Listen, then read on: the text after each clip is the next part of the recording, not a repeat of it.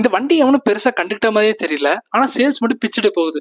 2016 இந்த SUV market வந்து boom ஆகிற டைம். இந்த பிரெஸா ரிலீஸ் பண்ணும்போது 2 டிமாண்ட்ஸ் ஃபுல்ஃபில் ஆகுது. ஒன்னு அந்த காம்பேக்ட் எஸ்யூவி மார்க்கெட், ரெண்டாவது டீசல் வேரியன்ட்.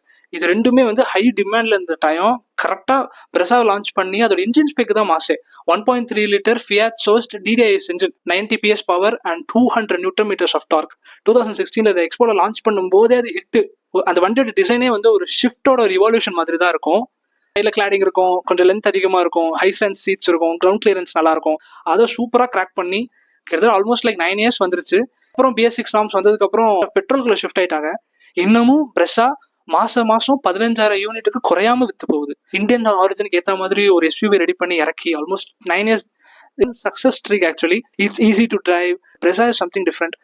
இப்போ 2025 இருக்கிற மாடலை விட 2016 2019 இருக்கிற அந்த பிரெஸா வந்து இட்ஸ் அ கோல்டன் பீரியட்.